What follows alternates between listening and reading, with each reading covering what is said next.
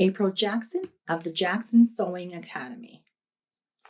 The last machine you will ever want to have to rethread from scratch is your Serger, overlock, or cover stitch machine. These machines use multiple threads that wind through the machine in a maze-like fashion. Learn how to avoid the rethreading trap in this video.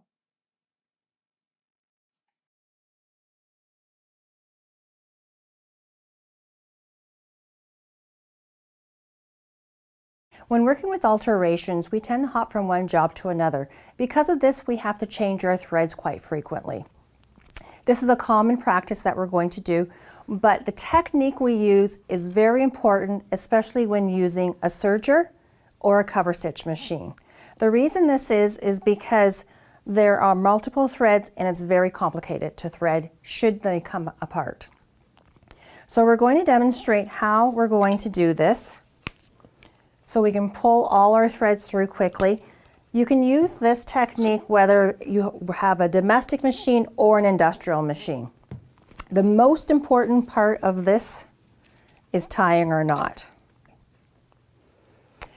There's no right or wrong way to tie your knot. I just take my two threads here and I'm going to wrap them around my two fingers, pull it through, and then I have a knot. Whether you tie your knot that way or have a different technique, the main thing I want to always do is check to make sure the knot is secured. When you're pulling your threads through the machine, if a knot comes undone, you may end up having to rethread your machine, and that can set you back in a day anywhere from 15 minutes to half an hour. Okay. So now I'm going to take my next thread. You can see how it can get complicated with a serger because you have multiple threads. Tie your knot. Make sure the knot's secure.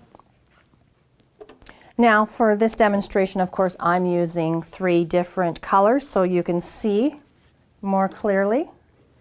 This is actually my needle thread now. I'm going to tie it. And once I'm happy with my knots, we are going to lift up the presser foot. I usually turn my wheel 1 complete rotation just to kind of loosen the strings. Take the tensions knobs and loosen those up. That allows us to freely pull the strings through, and you can see the strings being pulled through. If you have any resistance, do not yank on the strings. Take a second to determine where there might be resistance, might be twisted at some point. Release that. You do not want to have those stitches broken. And then you're rethreading your machine once again. For the needle, I just take my needle thread. Most of the times the knot will not pull through the original needle hole. Once that is all pulled through,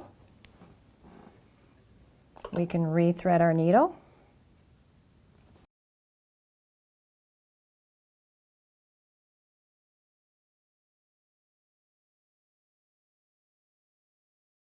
With the needle rethreaded,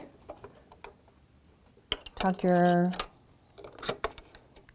going to tuck our threads underneath the presser foot. Put all our tensions back to where they were. Presser foot back down, and now we're ready to sew with the new threads. Keep in mind that whether, like I said, whether it's a cover stitch, whether it's industrial or domestic, we're going to use the same technique to pull threads through so that when we change colors, we don't have to necessarily rethread the entire machine.